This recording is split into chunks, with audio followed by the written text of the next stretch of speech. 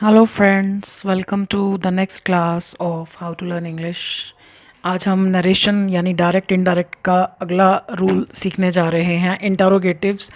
पिछली क्लास में हमने सिंपल इंटरोगेटिव्स सीखे थे, यानी सिंपल क्वेश्चंस। आज हम सीखने जा रहे हैं WH फैमिली, यानी व्हेन, वेयर, व्हाई, हु, हुम। इनसे क्वेश्चंस कैसे बनते हैं और इनका इनडायरेक्ट स्पीच में कैसे यूज़ होता है।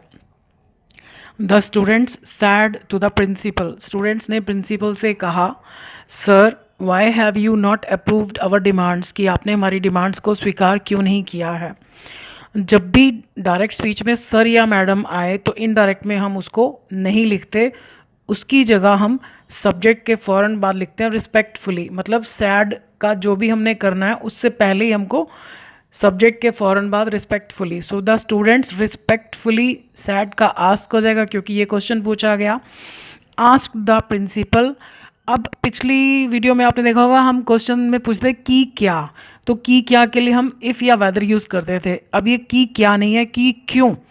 तो अब की के लिए हमको अलग से कुछ नहीं लिखना, ये की क्यों दोनों इसी में आगे वाई। अब मैंने आपको बताया था कि क्वेश्चन वाला जो सेंटेंस है वो सिंपल फॉर्म में चेंज करना है।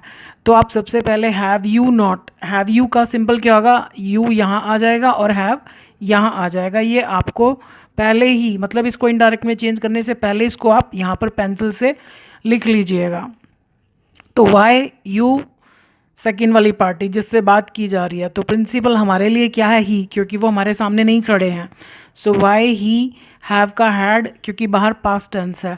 सो वाई ही हैड नॉट, यहाँ थर्ड फॉर्म ही रहेगी। Approved our, I my we कौन होती है, बोलने वाली पार्टी। तो स्टूडेंट्स बहुत सारे हैं, तो डिमांड्स किसकी हैं, इनकी हैं। तो इनकी डिमांड्स के लिए हम क्या लिखेंगे, देयर डिमांड्स। अगर हमने यहाँ आवर डिमांड्स लिख दिया तो फिर हम भी आ गए बीच में, हम तो इस सेंटेंस में है ही नहीं।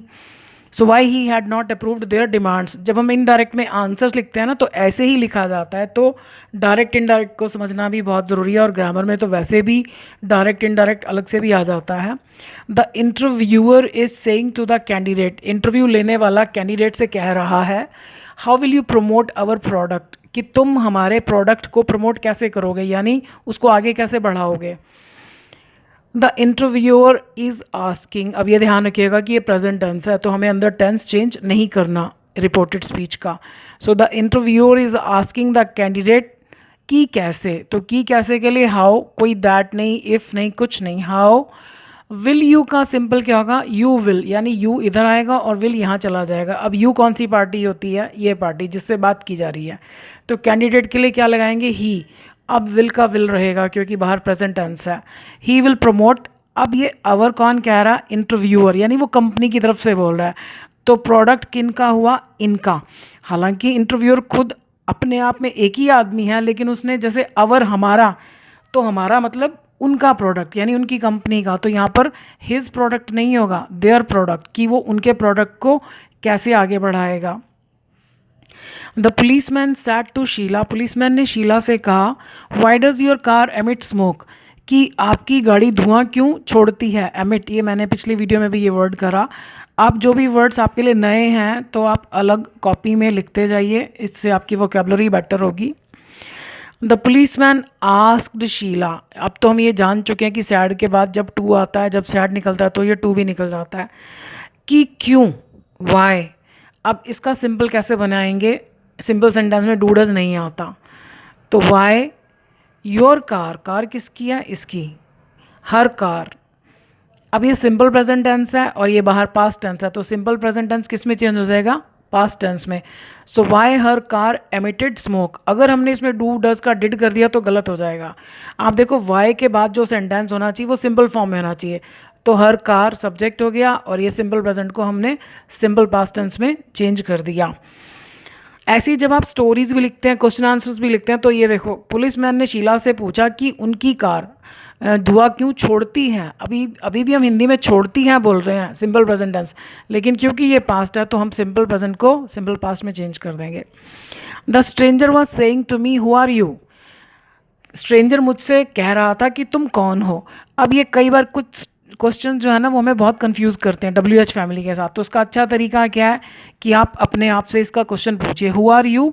अब आंसर में आप आई, नॉर्मली तो अगर कोई हमसे पूछता हु आर यू तो हम कहते हैं आई एम, लेकिन क्योंकि हम नरेशन कर रहे हैं अभी हमने यू को चेंज करना पड़ेगा, तो हम उसको पहले से ही आई में चेंज करके अपने लिए कन्फ्यूजन नहीं क्रिएट करना चाहते। हु आर यू, तो हम इसका यहाँ पर रफ में लिखते हैं कि अगर हम आंसर देंगे तो कैसे लिखेंगे, यू आर आगे, मतलब हमको ये देखना है कि इस सेंटेंस में जितना कुछ दिया हुआ है उसमें से कोई वर्ड आगे पीछे खिसकते हैं क्या। हाँ देखो यहाँ लिखा है आर यू, और जब हम आंसर देते हैं तो यू आर हो जाता है, यू आर और डॉक्टर आगे तो खैर में जाने की ज़रूरत नहीं, हमारा पर्पज़ तो यहीं पर सॉल्व हो गया कि यहाँ आर यू है और आंसर में ये यू आर हो जाएगा। तो ये हमको रफ काम में ज़रूर करना है, अगर हम सीधा क्वेश्चन का करेंगे इनडायरेक्ट तो गड़बड़ होने के चांसेस हैं। The stranger was asking me, कि कौन हो तुम, हु, अब ये यू कौन है, मुझसे बात कर रहा है, तो मैं अपने लिए क्या लगाऊंगा, आई। So who I was. अब आप कहोगे हम तो हैं, वॉज क्यों लगेगा, क्योंकि ये क्वेश्चन है, ये पास्ट में पूछा गया था, तो क्वेश्चन किसी के भी बारे में पूछा हो वो पास्ट में ही चेंज होता है अगर ये पास्ट में पूछा गया, क्योंकि यहाँ कोई फैक्ट नहीं बताया जा रहा कि हम हैं क्या हैं। Who I was.